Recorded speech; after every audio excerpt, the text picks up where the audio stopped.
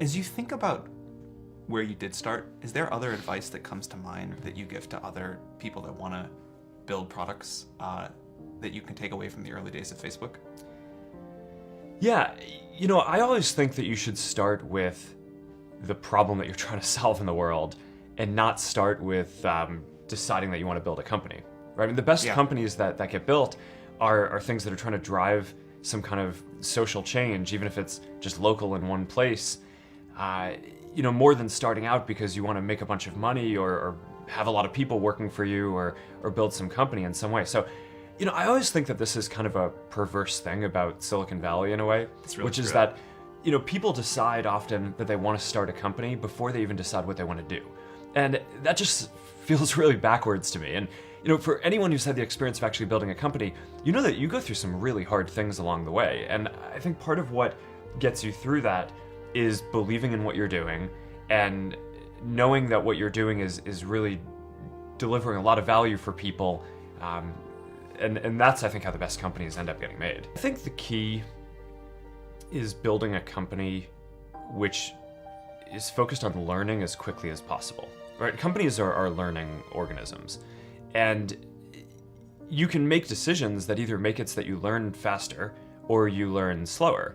And, in a lot of ways, building a company is like following the scientific method, right? You try a bunch of different hypotheses, and if you set up the experiments well, then you kind of learn what to do.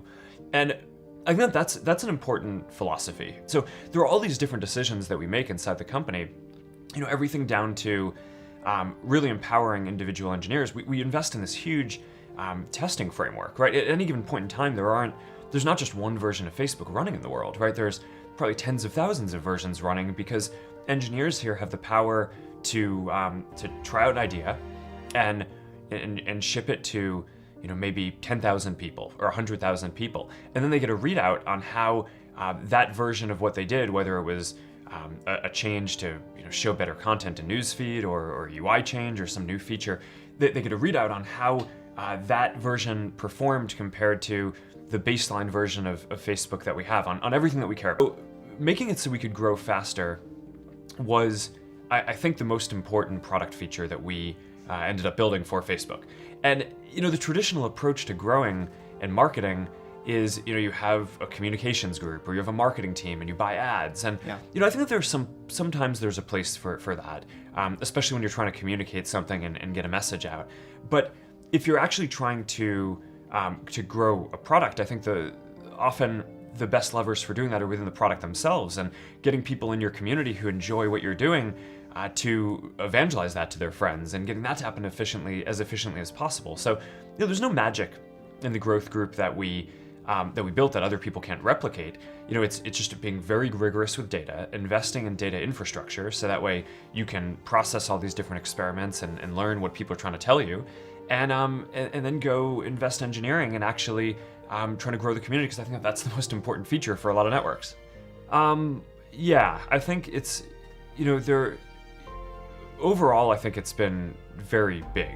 I don't have a number off the top of my head, but I mean, even just looking at some of these specific features that we've built, like people you may know, right? Which is one of the important things, right? Again, if you're a social product isn't that useful if you're not connected to other people when you're using it. So helping you go from signing up for Facebook to connecting to the people that you care about most is probably one of the most important things that we can do. So how have you hired your team, and what do you look for when you bring people on? If you think about it, I started the company when I was 19, right? So I can't institutionally believe that experience is that important, right? Or else I would have a hard time reconciling, myself, right? And the company. So, we invest in people who we think are just really talented, even if they haven't done that thing before. And, that applies to people who are fresh out of university, as well as, people like, the CFO who took the company public had not taken a company public before, right? And a lot of his background was in, production, development at Genentech before. So, well, often you can tell from different things that they've done, right? So it's not that, obviously everyone's done something, right? I mean, even if you're 19, right, you've done side projects and interesting stuff. And, I think what's important is not to believe that someone has to have specifically done the job that they're going to do in order to be able to do it well. One of the things that I think we've done well is just given the people at the company a lot of opportunity, right? So, it's not just me who started when I was 19 and now, I'm running this big company.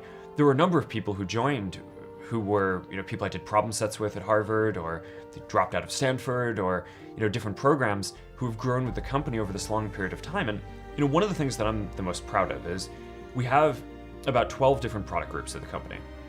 And all of the people who are running them, with the exception of one, did not join the company running a product group or reporting to me. That's amazing. And the one exception is David Marcus, who was the CEO of a $50 billion public company. So, so I'm pretty happy that he's on board, and having him run a product group, I think, is a pretty big coup too. But literally, none of them started off reporting to me. They all start off in different roles. Some were engineers, some were data analysts, some were product managers, and they've all grown. But I think what happens is, people see that you create opportunities for people, and that also, I think, keeps the best people engaged and makes the best people want to come work at your company because they feel like, oh, I'm going to get those kind of opportunities too. 3 of the big changes that we want to see in the world, and we're focused on 3 things. Connectivity, right? So getting everyone in the world on the internet. Right now, more than half the world is not on the internet, which is, I think a lot of people in Silicon Valley probably take this for granted, right?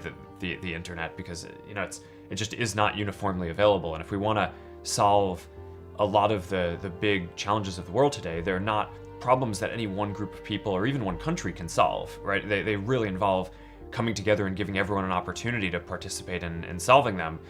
So I think connecting everyone is really a key thing.